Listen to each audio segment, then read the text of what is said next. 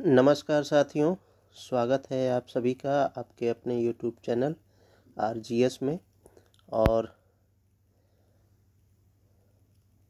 Daily current affair की series में आपका फिर से स्वागत है। आज हम लोग देखेंगे कि दिन भर की क्या महत्वपूर्ण खबरें रहीं और इससे संबंधित क्या महत्वपूर्ण प्रश्न बन सकते हैं आगामी परीक्षाओं के लिए। तो आइए शुरू करते हैं डेली करंट अफेयर का यह प्रोग्राम एमसीक्यू विथ डेफिनेशन।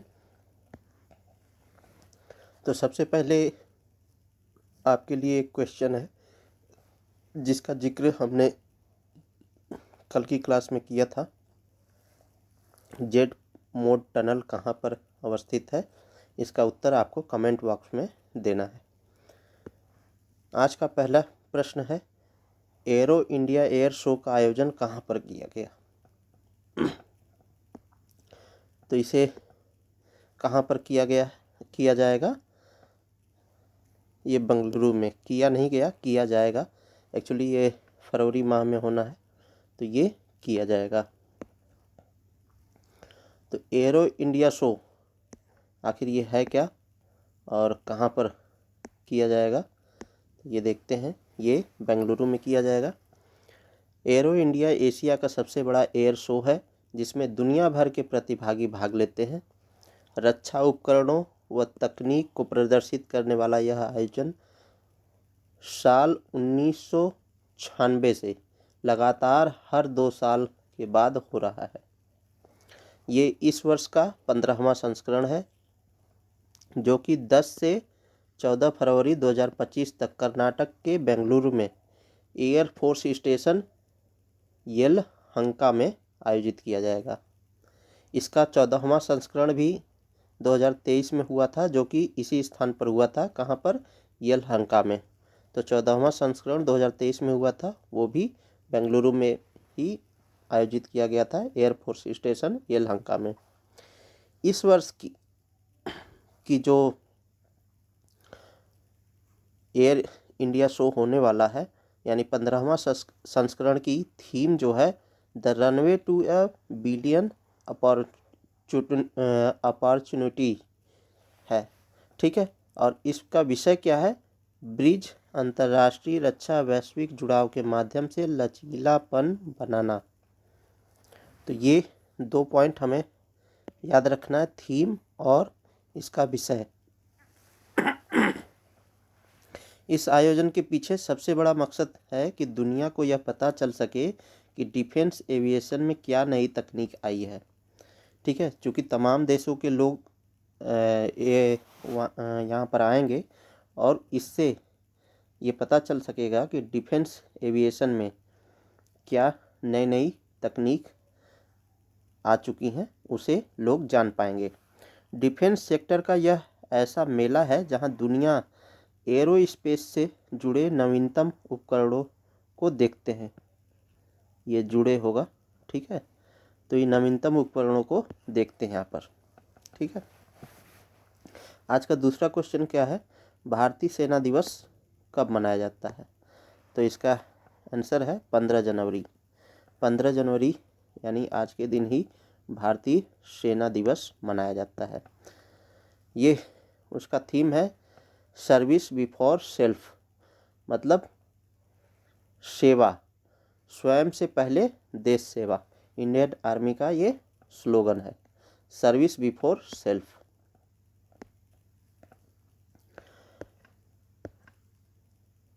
ये 15 जनवरी को मनाया जाता है। और एक मिनट, पेन नहीं काम कर रहा है। हाँ, ये 15 जनवरी को सेना दिवस के रूप में मनाया जाता है। इस दिन वर्ष 1949 में जनरल रहे पहले और बाद में फील्ड मार्शल बने के.एम. करियप्पा ने अंतिम British commander in chief general sir F.R.R. Butcher से भारतीय सेना की कमान संभाली थी और वे स्वतंत्र भारत के पहले भारतीय कमांडर इन चीफ बने थे।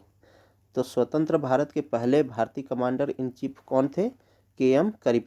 करियप्पा साहब थे। ठीक है। 2025 में सेना दिवस का केंद्र बिंदु क्या है? प्रौद्योगिकी का वर्ष इसे घोषित किया गया है। तो सेना दिवस के लिए जो केंद्र बिंदु है 2025 का, उसके लिए केंद्र बिंदु प्रौद्योगिकी का वर्ष रखा गया है। जो आधुनिक युद्ध के परिदृश्य को बदलने और भारतीय सेना विजन 2047 के अनुरूप अत्याधुनिक तकनीकों के समावेशन पर जोर देता है। विजन 2047 क्या है? ये विकसित भारत का लक्ष्य है 2047। ठीक है, तो आगे बढ़ते हैं। भारतीय सेना की उत्पत्ति के बारे में कुछ प्रमुख तथ्य देख लेते हैं। तो भारतीय सेना जो है, इसकी उत्पत्ति ईस्ट इंडिया कंपनी की सेनाओं के रूप में हुई थी। बाद में ब्रिटिश भारतीय सेना बनी और सबसे बाद में स्वतंत्रता के बाद भारतीय सेना बन गई।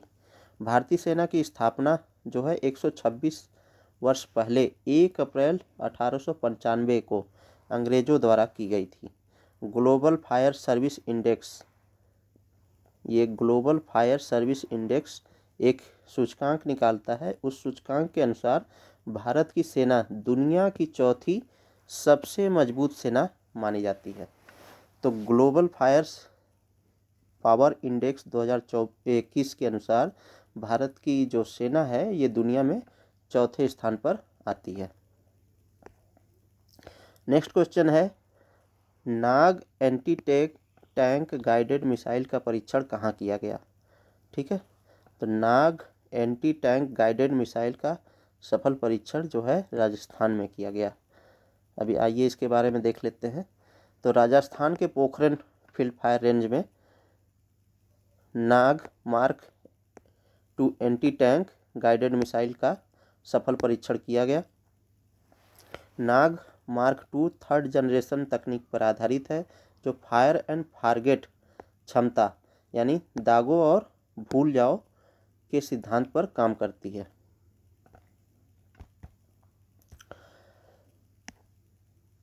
और जो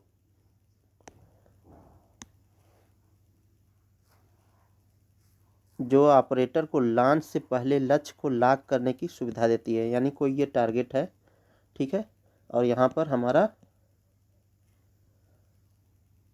एंटी टैंक गाइडेड मिसाइल है नाग। ठीक है, अब ये एक बार यहाँ टारगेट सेट कर दिए कि इस टारगेट पर जाकर के हिट करना है, तो ये एक बार टारगेट करने के बाद आप इसे भूल जाइए और जा करके यहीं पर ये दागेगा।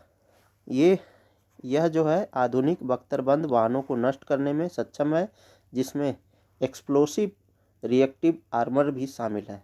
इसे नाग मिसाइल कैरियर वर्जन 2 के साथ एकीकृत किया गया है, जो युद्ध क्षेत्र में बेहतर गतिशीलता प्रदान करता है।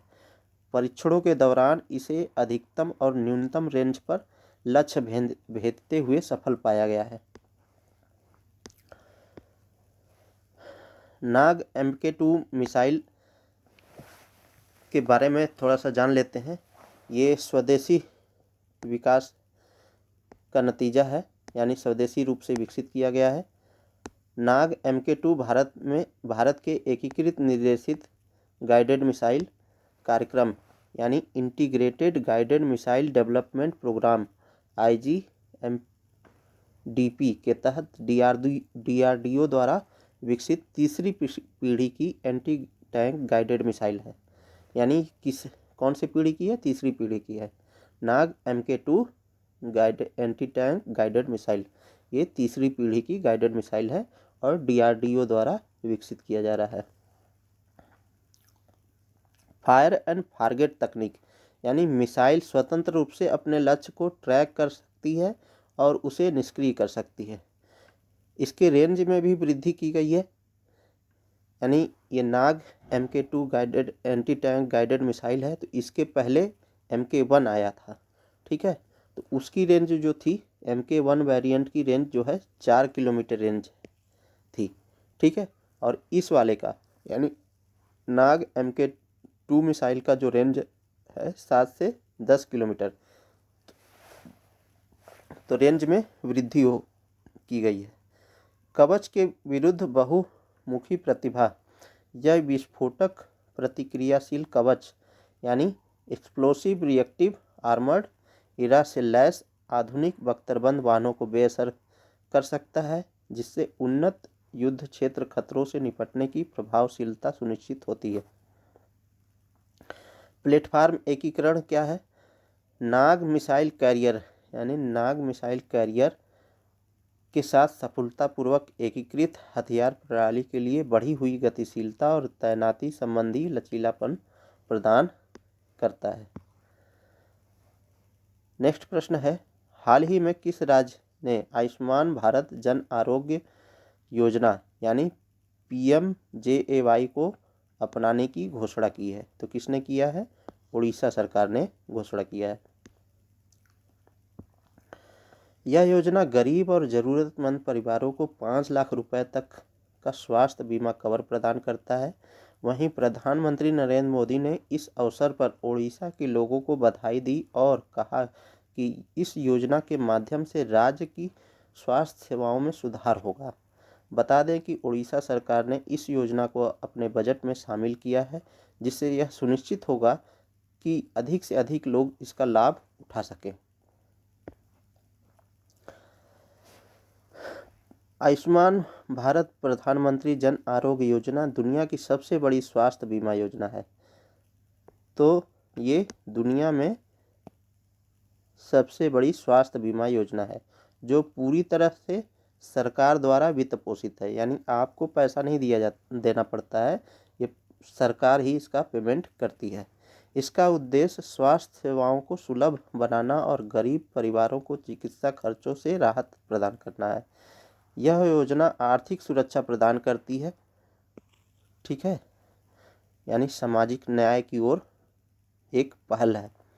फरवरी 2018 में लॉन्च की गई थी, ठीक है। प्रति परिवार 5 लाख रुपए की बीमा राशि प्रदान करती है।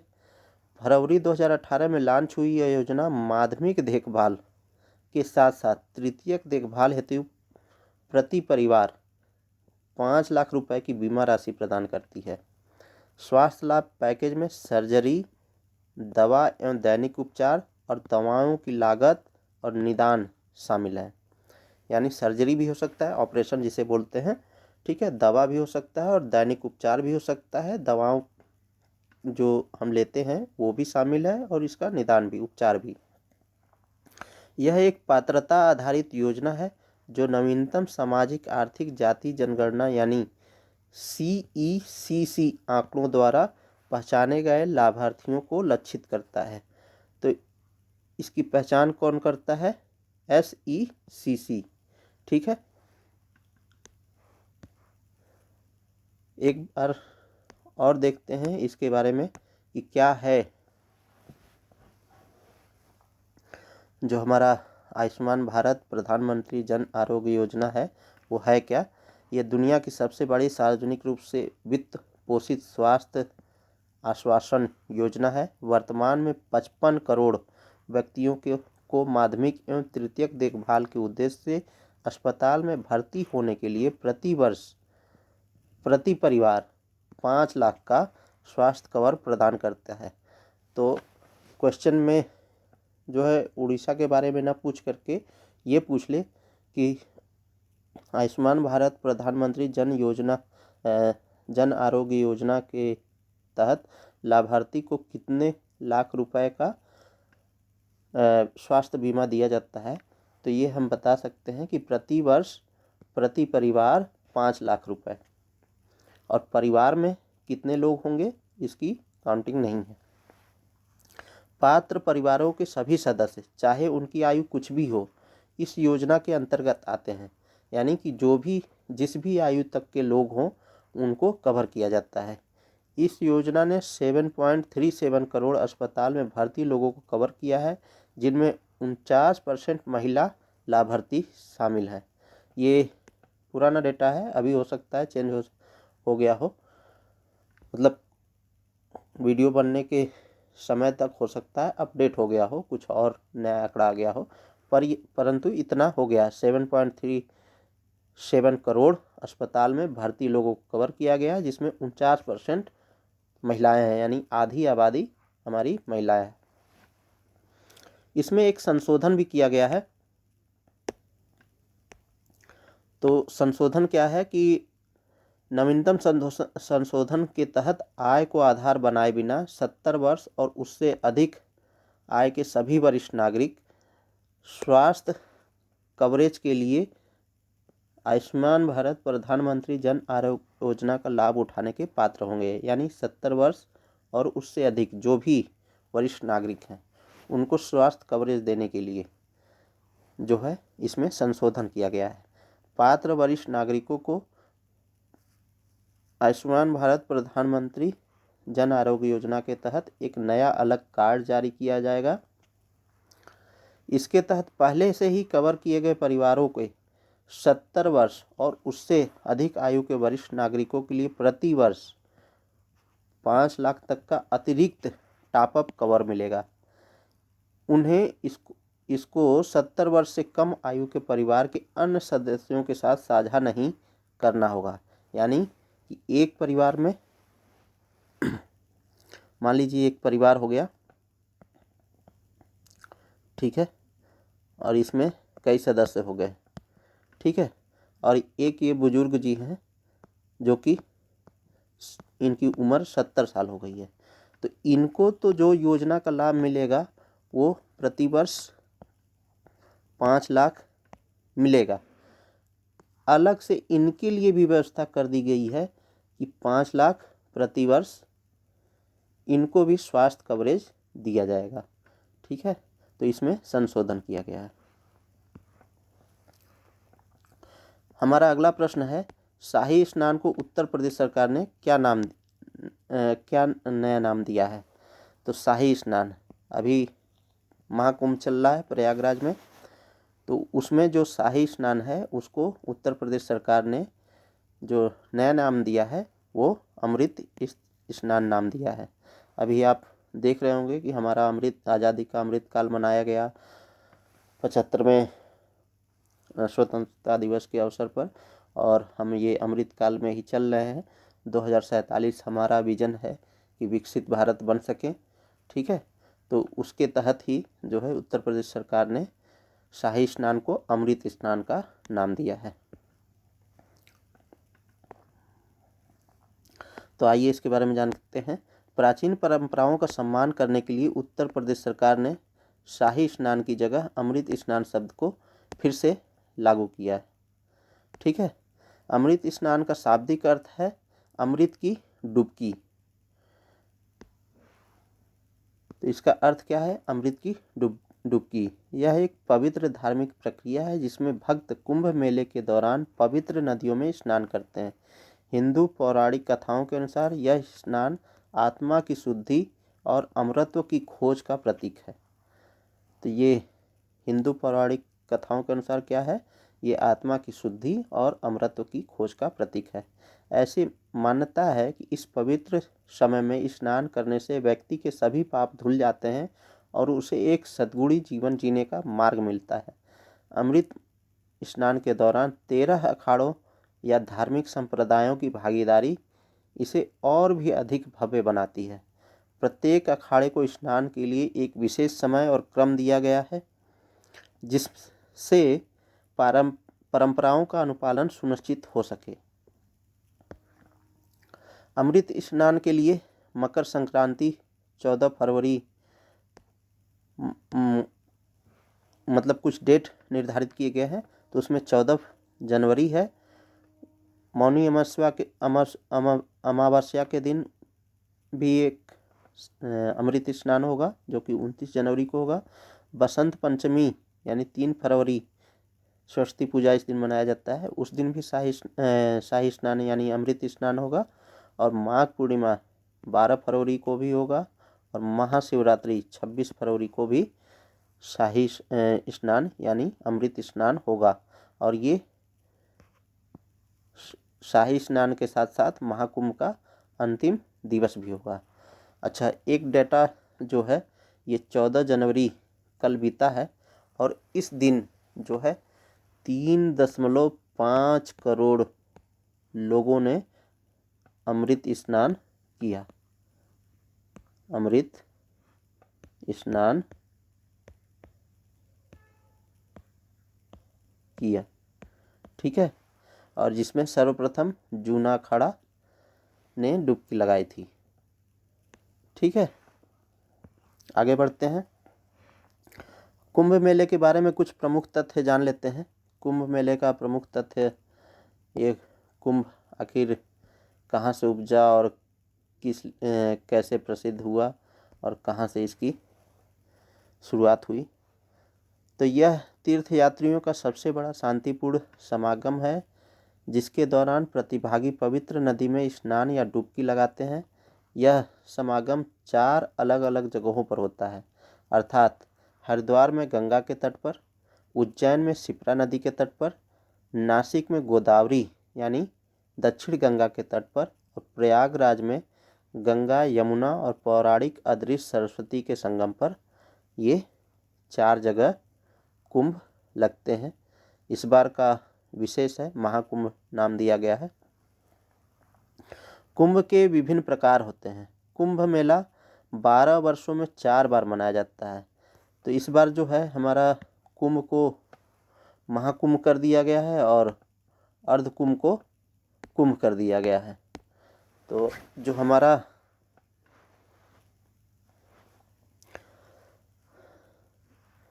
जो कुंभ है वो 4 जगह लगता है और इसमें कुंभ मेला 12 वर्षों में 4 बार मनाया जाता है।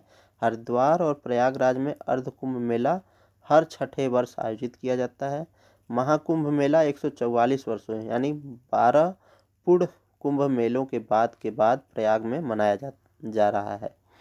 प्रयागराज में प्रतिवर्ष माघ यानी जनवरी फरवरी महीने में माघ कुंभ मनाया जाता है। इसका ऐतिहासिक विकास देखें तो इसकी पृष्ठभूमि अगर देखें तो आदि शंकराचार्य द्वारा रचित महाकुंभ मेले की उत्पत्ति पुराणों से हुई, जिसमें देवताओं और राक्षसों के बीच अमृत की पवित्र घड़े के लिए संघर्ष का वर्णन है, जिसमें भगवान विष्णु मोहिनी का रूप धारण करके घड़े को राक्षसों से बचाया। प्राचीन उत्पत्ति क्या है? प्राचीन समय में मौर्य और गुप्त काल, 4वीं शताब्दी ईसा पूर्व से 6वीं शताब्दी ईस्वी के दौरान कुंभ मेले की शुरुआत भारतीय उपमहाद्वीप के तीर्थ यात्रियों। एक मिनट, पेन काम नहीं कर रहा दोस्तों।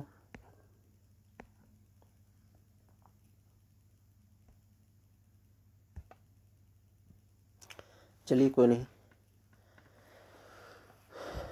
जो हमारा प्राचीन उत्पत्ति है, मौर्य और गुप्त काल, 4वीं शताब्दी ईसा पूर्व से 6वीं शताब्दी ईस्वी के दौरान कुंभ मेले की शुरुआत भारतीय उपमहाद्वीप के तीर्थयात्रियों के छोटे छोटे आयोजन के रूप में हुई। हिंदू धर्म के उदय के साथ इसका महत्व बढ़ गया, विशेष रूप से गुप्त जैसे शासकों के अधीन, जिन्होंने इसको और भी महत्व दिया। पुष्यभूति वंश के राजा हर्षवर्धन ने प्रयागराज में कुंभ मेले का आयोजन प्रारंभ किया था, यानी हर 5 साल पर वो कुछ दान पुण्य करते थे। मध्यकाल में संरक्षण, चोल और विजयनगर साम्राज्यों, दिल्ली सल्तनत काल और मुगलों जैसे शाही राजवंशों द्वारा इसे समर्थन मिला। अकबर ने धार्मिक सहिष्णुता को बढ़ावा देने के क्रम में वर्ष 1565 में नागा साधुओं को मेले में शाही प्रवेश का नेतृत्व करने का सम्मान दिया। औपनिवेशिक काल यानी ब्रिटिश काल में कुंभ मेले के महत्व और विविधता से प्रभावित होकर ब्रिटिश प्रशासकों ने इस उत्सव का अवलोकन करने के साथ इसका दस्तावेजीकरण किया। 19वीं शताब्दी में जेम्स प्रिंसेप ने इसकी अनुष्ठानिक प्रथाओं और सामाजिक धार्मिक गतिशीलता का वर्णन किया। स्वतंत्रता के बाद का महत्व क्या था? कुंभ मेला राष्ट्रीय एकता और भारत की सांस्कृतिक विरासत का प्रतीक है, जिसे वर्ष 2007 में यूनेस्को द्वारा इसकी प्राचीन परंपराओं के लिए मानवता की अमूर्त सांस्कृतिक विरासत के रूप में मान्यता दी गई है। ठीक है, तो आध्यात्मिक प्रासंगिकता इसकी क्या है? ऐसा माना जाता है कि त्रिवेणी संगम यानी गंगा यमुना सरस्वती के पवित्र जल में स्नान करने से पापों से मुक्ति तथा आध्यात्मिक मुक्ति मिलती है, यानी मोक्ष की ओर मार्गदर्शन मिलता है। सांस्कृतिक प्रदर्शन, कुंभ मेले में भक्ति, कीर्तन, भजन और कथक, भरतनाट्यम और कुचिपुड़ी जैसे पारंपरिक नृत्य आध्यात्मिक एकता तथा दिव्य प्रेम के विषयों पर प्रकाश डालते हैं। ज्योतिष महत्व क्या है? एज ए एस्पिरेंट आपको ये जानना चाहिए कि इसका ज्योतिषी महत्व भी है, यानी सूर्य, चंद्रमा और बृहस्पति की स्थिति के आधार पर निर्धारित किया जाता है। यह आयोजन आध्यात्मिक गतिविधियों के लिए अत्यधिक शुभ है। नासिक और उज्जैन में यह मेला तब आयोजित होता है जब कोई ग्रह सिंह राशि में प्रवेश होता है, तो उसे सिंहस्थ कुंभ कहा जाता है। तो नासिक और उज्जैन में जब यह होता है तो इसे सिंहस्थ कुंभ कहा जाता है। शाही स्नान क्या है, यानी अमृत स्नान क्या है, उसे भी हम देख लेते हैं। तो अमृत स्नान जो है, संत और अखाड़े जुलूस के साथ साथ औपचारिक रूप से स्नान करते हैं। इसे राज योगी स्नान के नाम से भी जाना जाता है। यह महाकुंभ मेले की शुरुआत का प्रतीक है। अखाड़ा शब्द अखंड शब्द से बना हुआ है। इसकी उत्पत्ति अखंड शब्द से हुई है, जिसका अर्थ है अविभाज्य। आदि गुरु शंकराचार्य ने सनातन जीवन शैली की रक्षा के लिए तपस्वी संगठनों को एकजुट करने का प्रयास किया था। अखाड़े सामाजिक व्यवस्था, एकता, संस्कृति और नैतिकता के प्रतीक हैं, जो आध्यात्मिक तथा नैतिक मूल्यों पर ध्यान केंद्रित करते हैं।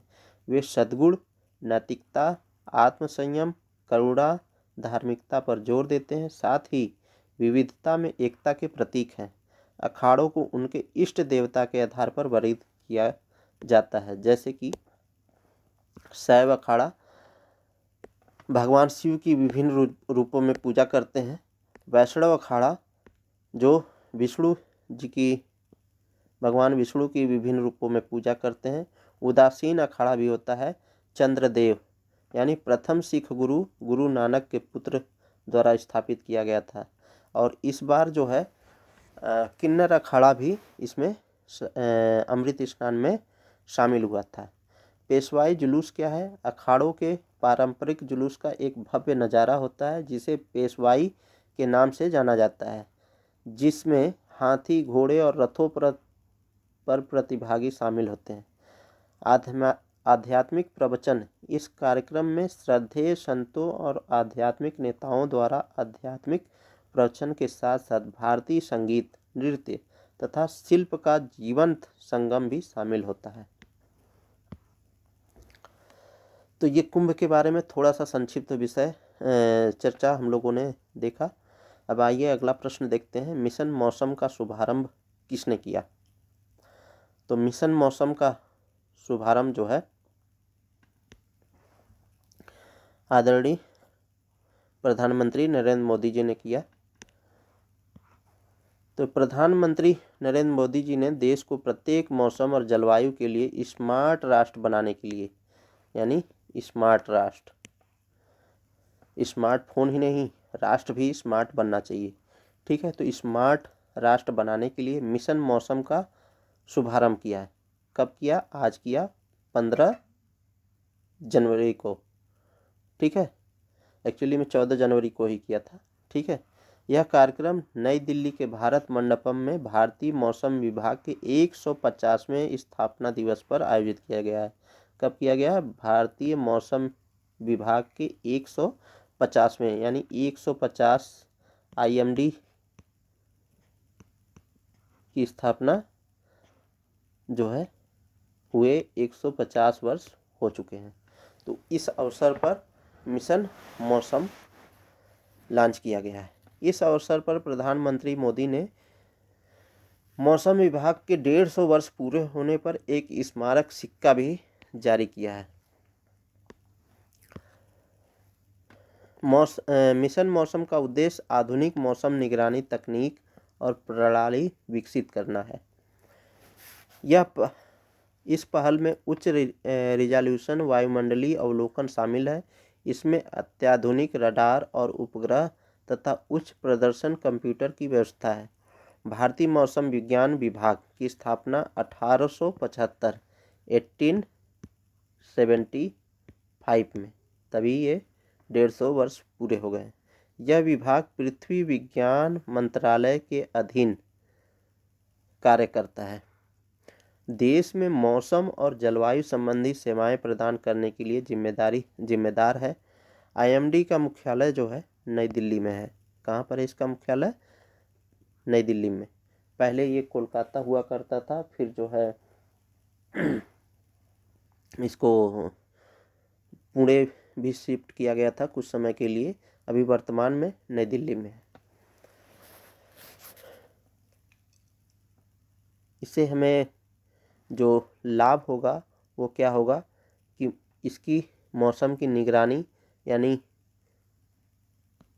पूर्व में हम चेतावनी जारी कर सकें ताकि हम मौसम की मार से बच सकें। आज का एक्स्ट्रा पॉइंट क्या है कि जो हमारी एग्ज़ाम के दृष्टि से इम्पोर्टेंट है और ये संबंधित है ईरान से। ईरान आर्थिक और पारिस्थितिकी चिंताओं के कारण अपनी राजधानी तेहरान, ईरान की वर्तमान राजधानी तेहरान है, से दक्षिणी मकरान तट के क्षेत्र में स्थानांतरित करने की योजना बना रहा है। तो अभी इसकी राजधानी कहाँ पर है? तेहरान है।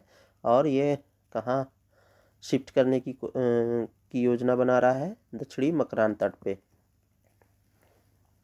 ईरान आर्थिक और पारिस्थितिकी चिंताओं के कारण अपनी राजधानी तेहरान, जो 200 वर्षों से ईरान की राजधानी रही है, इसकी स्थापना ईरान के कजार वंश यानी 1794 से 1925 के पहले शासक आगा मोहम्मद खान के शासनकाल के दौरान हुई थी। नियोजित स्थानांतरण ईरान अपनी राजधानी को तेहरान से सिस्तान और बलूचिस्तान प्रांत के मकरान में स्थानांतरित करने का आशय रखता है, क्योंकि तेहरान में जनसंख्या अधिक होने से प्रदूषण, जल की कमी और ऊर्जा की कमी भी है। यानी जल तनाव आपने सुना होगा, जल तनाव की स्थिति से गुजर रहा है। कौन? ईरान का जो वर्तमान राजधानी है तेहरान। राजधानी को स्थानांतरित करने का विचार सर्वप्रथम वर्ष 2000 के दशक में प्रारंभ में महमूद अहमदी नेजाद के राष्ट्रपतित्व काल के दौरान प्रस्तावित किया गया था। यानी 2000 में जो वहाँ के राष्ट्रपति थे महमूद अहमदी नेजाद, ये जो है वहाँ के राष्ट्रपति थे, इन्होंने प्रस्ताव किया था। मकरान का सामरिक महत्व। ओमान की खाड़ी के निकट मकरान का सामरिक स्थान समुद्री अर्थव्यवस्था को बढ़ावा देने और राष्ट्रीय आर्थिक संभावनाओं को बढ़ाने के अवसर प्रस्तुत करता है। चाबहार जैसे बंदरगाहों की उपस्थिति के कारण मकरान तट ईरान के पेट्रोलियम भंडार और नवीन व्यापार का एक प्रमुख स्रोत है। तो चाबहार बंदरगाह कहाँ पर है? ईरान में है। ठीक है। मकरान बलूचिस्तान पठार का हिस्सा है, जो पाकिस्तान और ईरान के बीच साझा है। यह एक अर्ध रेगिस्तानी तटीय पेटी है जो अरब सागर और ओमान की खाड़ी से घिरी हुई है। मकरान तट पर पाकिस्तानी बंदरगाह ग्वादर और ईरानी बंदरगाह चाबहार स्थित है, जो होर्मुज जलडमरू मध्य और भारत की खाड़ी के प्रवेश द्वार के रूप में जाने जाते हैं, कार्य करते हैं। और ईरान की मुद्रा क्या है? रियाल है। और ये हमारा, ये आप देख रहे होंगे, ईरान है।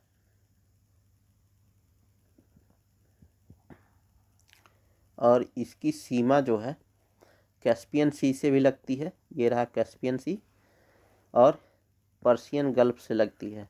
ये ओमान की खाड़ी से भी लगती है। और यहाँ पर तो इंडियन ओशन है ही।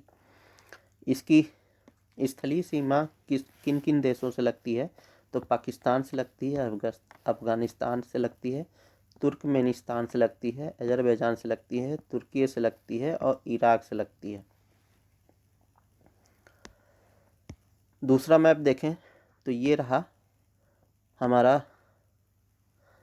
प्यारा देश भारत, ठीक है, ये रहा भारत, ठीक है, और ये रहा इंडियन ओशन। यहाँ से जब हम जाते हैं तो ये मकरान कोस्ट पड़ता है और इसी को ये राजधानी बनाने का आशय रख रहा है, यानी ईरान जो है आने वाले समय में मकरान कोस्ट को अपनी राजधानी बनाएगा। तो इससे जो है तेल के स्रोत और आर्थिक गतिविधि को बढ़ावा मिलेगा, प्लस यहाँ पर तेहरान जो है, तेहरान की जनसंख्या ज़्यादा हो गई है और यहाँ पर प्रदूषण भी ज़्यादा हो गया है, इसलिए यहाँ से यहाँ पर ये राजधानी शिफ्ट करना चाह रहा है ईरान। ये रहा गल्फ ऑफ ओमान, ये है ओमान देश, ये रहा यूएई, ये पर्शियन गल्फ है, ठीक है। तो आज के लिए बस इतना ही। जाते जाते एक प्रश्न है आप सभी के लिए कि आप कमेंट बॉक्स में बताइएगा कि जो हमारा चाबहार बंदरगाह है उसके हमारा नहीं, ईरान का जो चाबहार बंदरगाह है उसे कितने वर्षों के लिए भारत ने लीज पर लिया है, ठीक है। दूसरा कमेंट बॉक्स में आप ये बताइएगा ये जल तनाव की स्थिति क्या है, ये जो जल तनाव की स्थिति क्या होती है, इस शब्द को क्या आपने सुना है? तो इसे आप लोग कमेंट बॉक्स में बताइएगा। तो आज के लिए बस इतना ही। आप सभी लोगों का चैनल से जुड़ने के लिए बहुत बहुत धन्यवाद। यदि आपने इस चैनल को सब्सक्राइब नहीं किया है तो आप चाहते हैं कि आने वाले समय में इसी तरीके का